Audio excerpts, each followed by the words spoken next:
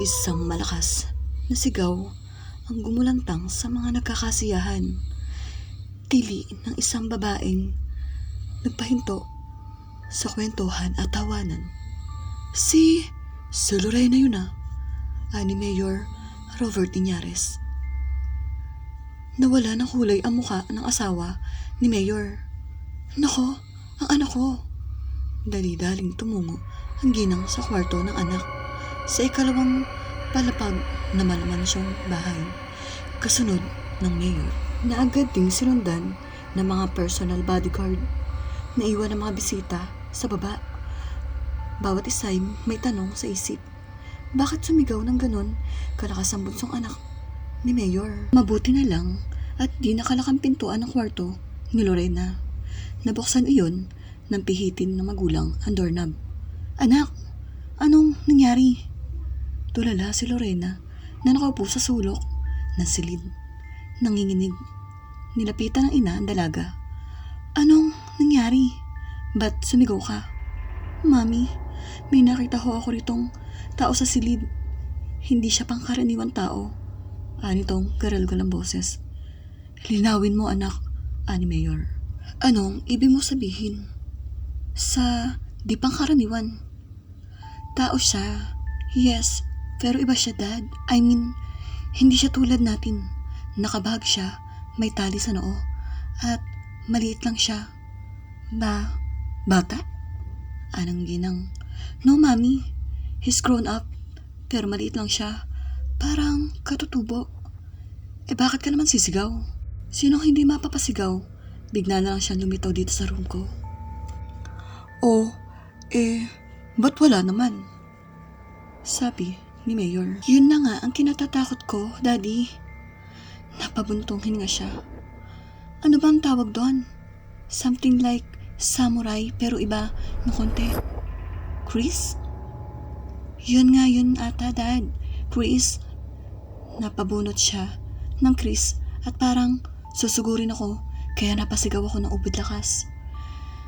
Nagkatinginan ang mag-asawa. Tapos, pagsigaw ko, bigla na lang siyang lumusot dyan sa bintana. Hinaplos-haplos ng ina ang braso at palad ng anak. Nasosobrahan ka lang siguro sa pagod o kaya bunga lang ng nakapapanood mo ng horror movies. Magpahinga ka na muna. Ma'am, huwag mo akong iwan dito. Dito ka muna. Kahit ngayong gabi lang. Pakiusap pa ni Lorena. Please. Nag-isip muna ang ina. Inaalala kasi nito ang mga bisitang naiwan sa baba. Okay, I'll be back, sweetheart.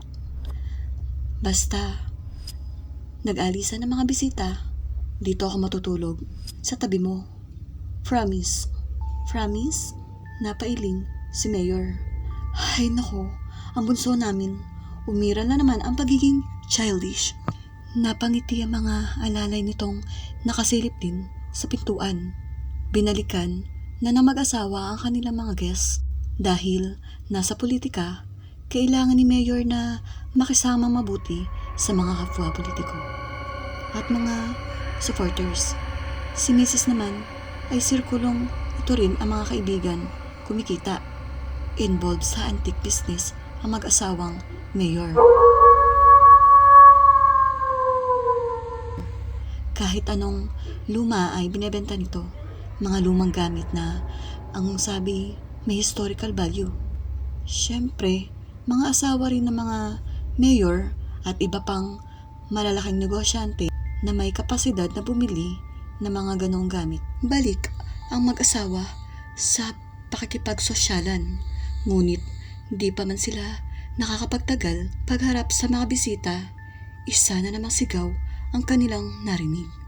At sa pagkakataong ito, mas nakakasindak ang palahaw ni Lorena. Parang sigaw iyon na isang babaeng nasa bingit ng kamatayan. Takbuhan na naman sila papunta sa kwarto ng dalaga at napatda sila sa nakita. Patay na ang dalaga, tagpas ang ulo. Tunay na nag-iisang malaking palaisipan sa mga pulis ang kasong iyon. Kung sa isang squatters area naganap ang krimen, madaling makapagbibigay ng tsorya ang pulis na baka isang kaso ng pagnanakaw ang motibo.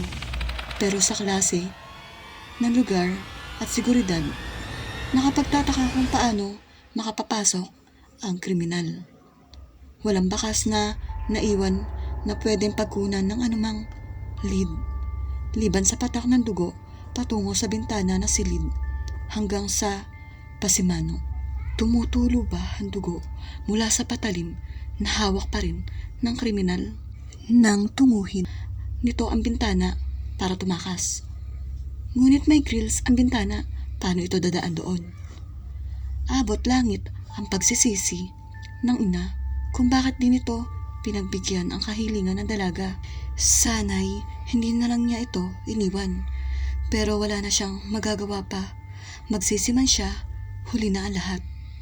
Pagkalipas na 5 araw, inilibing si Lorena. Nailibing ang mga labi ng biktima na walang linaw kung sino ang kriminal. Naalimpungatan si Mrs. Iñarez ng isang gabing nasa bahay nila sa probinsya ang kanyang asawa. Nakikipag-meeting sa mga kapanalig sa politika. Bigla siyang napadilat sapagkat may naramdaman. Hindi siya maaaring magkamali. Hindi siya nag-iisa sa loob ng silid. Pamilyar sa kanya ang amoy ng pabangong iyon. Pabango ni Lorena. Dahan-dahang umangat sa kutsyon ang katawan ni Mrs. Iñarez nang mabanaag sa sulok ng silid. Parang imahe ng isang babae. Nangilabot ang ginang, ngunit tinatagan niya ang loob. Lorena, pautal na sambit ng ginang. Ikaw ba yan, anak? Walang sagot, pero naging malinaw ang kanina'y parang smoke image lang ng dalaga. Hindi ito talaga humarap kay Mrs. Iñarez, ngunit malinaw niyang nakita ang kabuuan ng itsura. Hindi siya maaaring magkamali. Dinalaw siya ng kanyang anak. May mahinang hikbi siyang naririnig. Hikbi ng kanyang anak. Sandaling nakalimutan ng ginang ang takot. Nangibabaw ang dandaming ina. Nang tunguhin ng puting imahe sa pintuan ay napatayo rin ang ginang. Kung ikaw si Lorena, hintay, sambit niya. Namiss kita, anak. Sabik na sabik ako sa'yo. Hindi pa rin ito nagsasalita. Patuloy lang na lumalakad palabas ng silid. Nakalabas ito nang di binubuksan ang pinto. Sinundan ito ng ginang hanggang sa makalabas. Nanaog sa malaking hagdanan ang puting imahe ni Lorena. Lumabas ng bahay.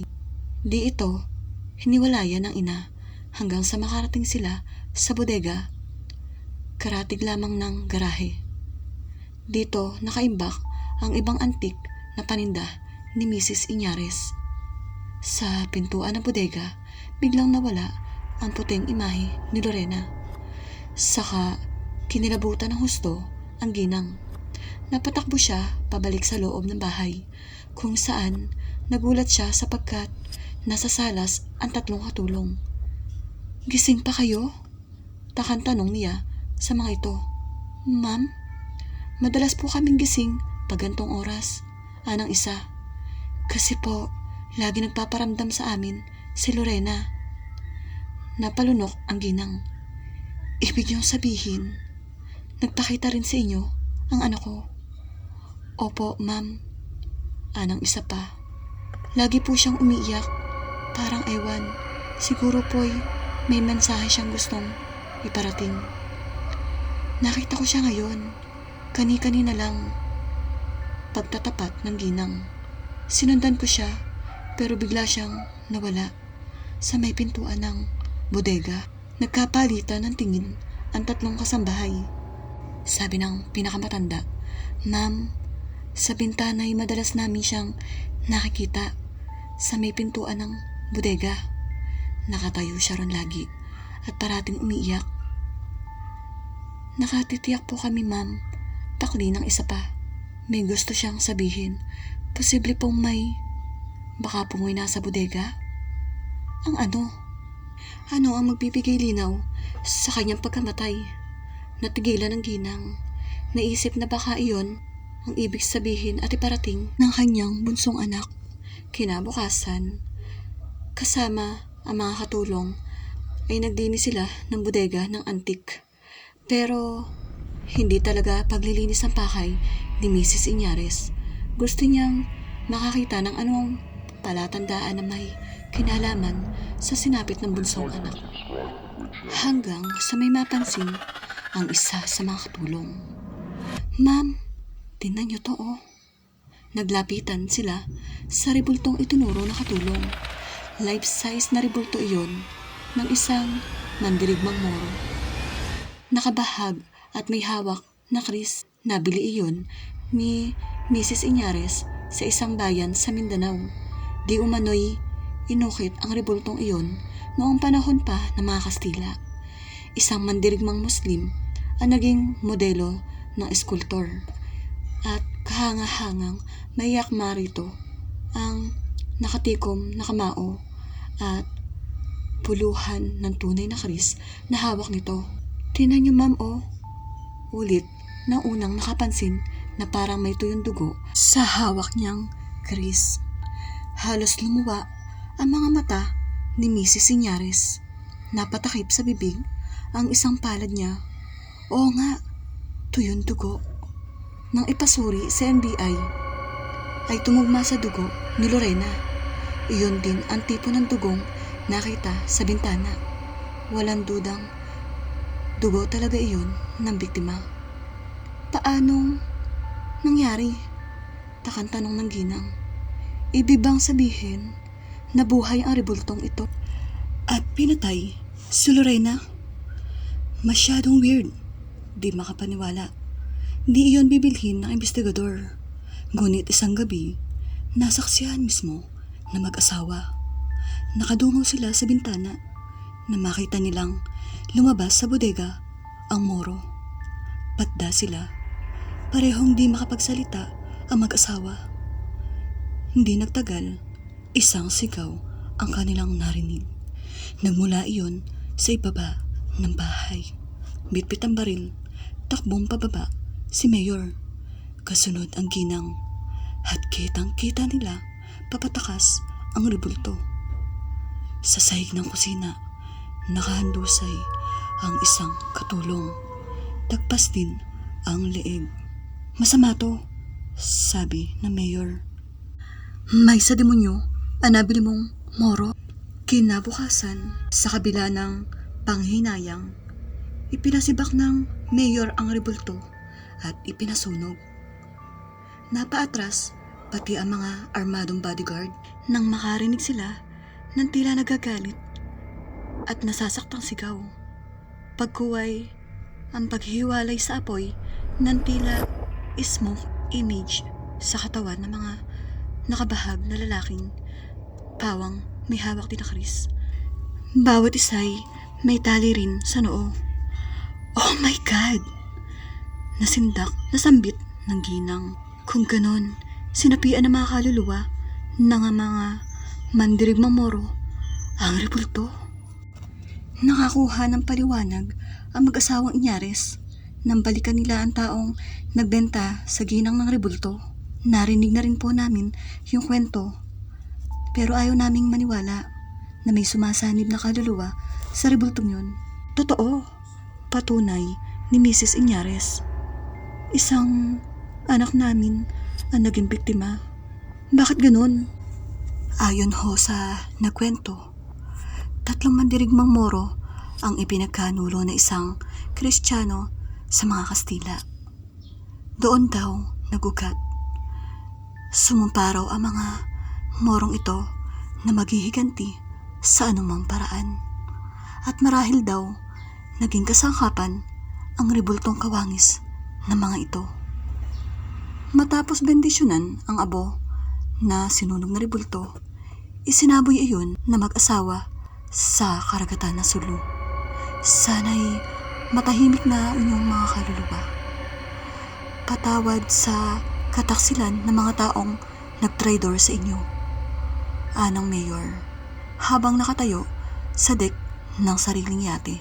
Ang mga kaluluwa ay mga immortal, kung kaya't nakikipagmatagalan sa panahon ng kanilang sumpa. Ngunit ngayon ay humingi na ng kapatawaran. Marahil ay matatahimik na sila.